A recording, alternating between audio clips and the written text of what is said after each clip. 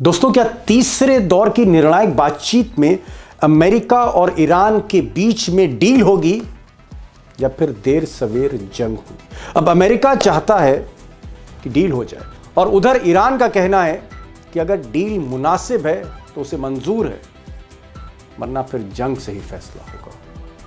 बहरहाल इन सब के बीच सबसे चौंका देने वाला जो किरदार है वो इस वक्त अमेरिकी राष्ट्रपति ट्रंप का है। ट्रंप जो अभी तक बहुत आक्रामक थे, एग्रेसिव थे, अचानक उनका लहजा टोन डाउन हो रहा है, लहजा नरम हो रहा है और आज ट्रंप ने एक बड़ा ऑफर ईरान को दिया। ट्रंप का कहना है कि अगर ईरान न्यूक्लियर डील पर साइन कर देता है, दस्तखत करता है, तो फिर जो पाबंदियां उस पर लगी, सैंक्शंस लगी हैं, उनको धीरे धीरे लिफ्ट किया जा सकता है।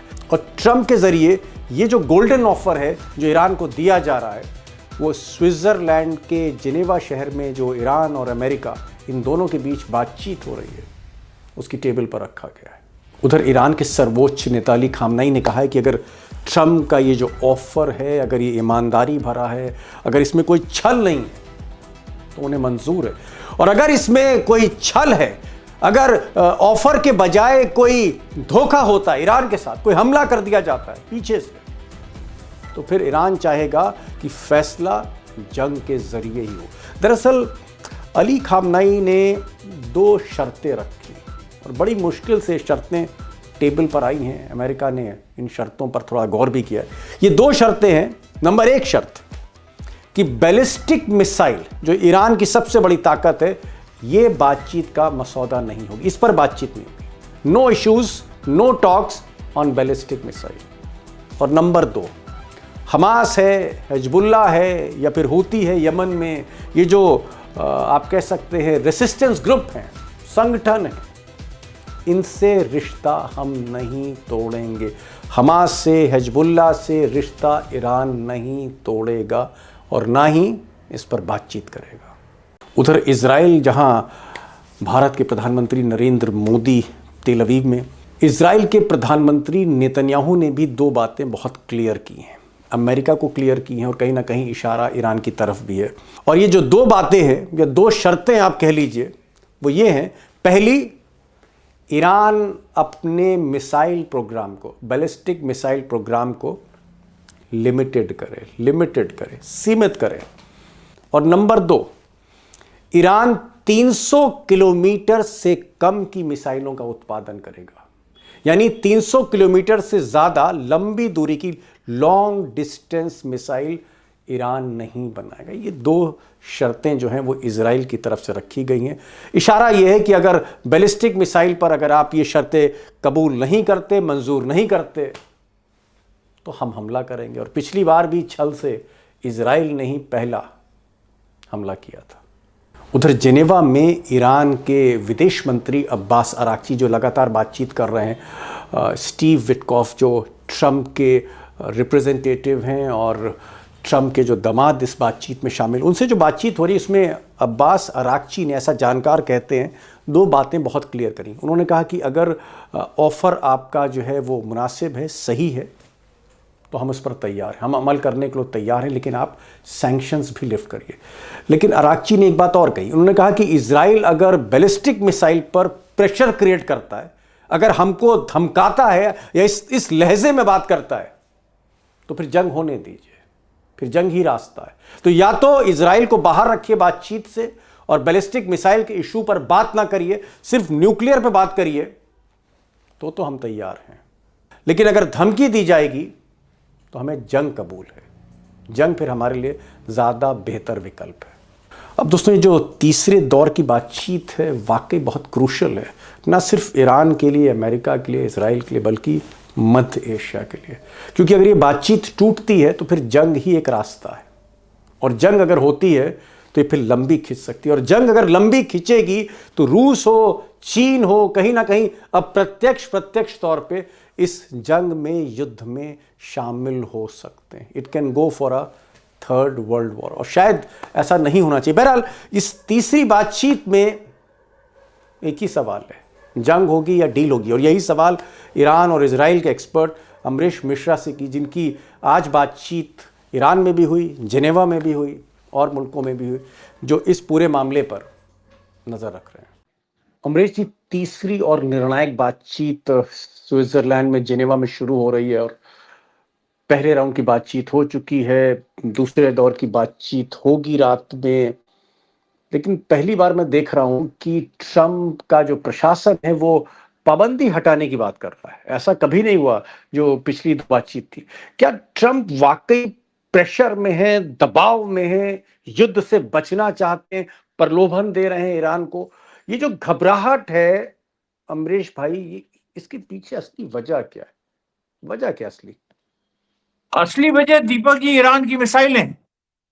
ओ जो मिसाइल जी जो मिसाइलें इतनी घातक हैं कि अभी तक अमेरिका उनका पता नहीं लगा पाया। अमेरिका को डर ज्यादा तब लगता है जब वो किसी चीज के बारे में जान नहीं पाता। ओके। अगर बहुत बड़ा उसको सबसे, क्योंकि वो एक दूसरी तरह की सोसाइटी है, उनको उनके लिए जानकारी बहुत जरूरी है कुछ भी करने से पहले, और जानकारी नहीं आ रही है। ये फ्रस्ट्रेशन है, बेसिक फ्रस्ट्रेशन ट्रंप का। ओके, अमरीश जी, बहुत इंपॉर्टेंट आपने कहा कि कहीं ना कहीं प्रेशर में ट्रम्प हैं और उनका जो पूरा लाव लश्कर है वो भी जो है प्रेशर में, दबाव में। एक खबर और आ रही है, और खबर ये आ रही है कि बाई चांस ये बातचीत टूटती है, जिसका अंदेशा रहेगा, ऐसे में अमेरिका अटैक नहीं करेगा, इजराइल अटैक करेगा, इजराइल पहल करेगा, और बाद में ट्रम्प की जो फौज है वो इजराइल को बचाने के लिए जंगे मैदान में कूदेगी। यानी इनडायरेक्टली जो है वो ट्रम्प आना चाहते हैं। क्या ये बात सही है? इस तरह के संकेत आपको भी मिल रहे हैं एक्सपर्ट से, अमेरिका में, ईरान में? देखिए, ऐसे संकेत अमेरिका से आ रहे हैं, बिल्कुल सही बात है, लेकिन ये अमेरिका की मनस्थिति दिखा रहा है। अब आप देखिए, जून 2025 में भी तो यही हुआ था। इजराइल ने हमला किया था और अमेरिका बाद में कूदा था। लेकिन क्या इतिहास अपने को उसी तरह से हर बार दोहराता है? नहीं। इस बार अमेरिका की जो स्थिति है वो ये है कि उनकी सेना तैयार नहीं है, उनकी जनता तैयार नहीं है, इलेक्शन सर पे है। ट्रंप अगर वॉर करते हैं तब भी गए, नहीं करते हैं तब भी गए। अब यहां पर जो जनरल केन ने एक और बयान दिया, देखिए उनके बयान लगा रोज नए, वो मतलब रेवलेशन हो रहे हैं। बयान पहले ही दिया था, उसमें यह आ रहा है कि थर्ड मिसाइल्स जो इजराइल का सबसे बड़ा एयर डिफेंस है, वो केवल 50% कैपेसिटी पे है। वो थर्ड मिसाइल को वो लोग प्रोड्यूस ही नहीं कर पाए उस स्पीड से, जिस स्पीड से होना चाहिए था, क्योंकि जून में जो युद्ध हुआ था उसमें 150 मिसाइल खर्च हो गई थी। फिर उसके बाद यमन ने हमले किए तो उसमें खर्च हो गए। तो जंगी जहाज देखिए, जो सबसे बड़ा है जनरल फोर्ड, वो ग्रीस में फंसा है, और दूसरा इब्राहिम लिंकन, उसका आज मैं ट्रैकिंग मैप देख रहा था, इंडियन ओशन में है वो, और पीछे हट गया है, गल्फ ऑफ ओमान से पीछे हट गया है वो। अब लोग कह रहे हैं रिफ्यूलिंग रिफ्यूलिंग हो रही है या कुछ सामान उसमें मिसिंग है। अब बताइए, अब ओके ओके। ऐसी स्थिति में क्या सोचा जाए? नहीं, ठीक है, आप कह रहे हैं प्रेशर दिखता है, ट्रम्प पे प्रेशर दिखता है, और शायद इसीलिए ट्रम्प ने पहली बार अपनी पार्लियामेंट, जिसको कांग्रेस कहते हैं, संसद में पहली बार कहा कि ईरान की जो मिसाइल टेक्नोलॉजी है दिन ब दिन बढ़ रही है, और उनकी जो मिसाइल की दूरी है वो अमेरिका की दूरी मिटा रही है। यानी आने वाले समय में ईरान अमेरिका के शहरों पर मिसाइल से हमला कर देता। ये ट्रम्प साहब बोल रहे हैं, अपने सांसदों के सामने बोल रहे हैं। बहुत बहुत बड़ी बात है कि एक घबराहट तो है इसमें, हमें अब कुछ ज़्यादा प्रमाण नहीं चाहिए। मैं सिर्फ ये कह रहा हूँ कि ये जो बैलिस्टिक मिसाइल का इशू है, कि जिस जो जो आप कह सकते हैं गेम चेंजर भी है, बाजी भी पलट सकता है, और जिसकी वजह से नेतन्याहू घबराए हैं, ट्रम्प घबराए हैं। क्या बैलिस्टिक मिसाइल पर बातचीत होगी? क्योंकि पहले राउंड में बातचीत नहीं है, इस तरह के संकेत नहीं मिल रहे हैं। क्या अल्टीमेटली अमेरिका बैलिस्टिक मिसाइल पर बात करेगा? क्या अमेरिका ईरान से कहेगा कि ये बैलिस्टिक मिसाइल के प्रोडक्शन को लिमिट करिए, कम करिए, इसकी रेंज कम करिए? क्या इस तरह की बातचीत हो सकती है न्यूक्लियर डील के अलावा?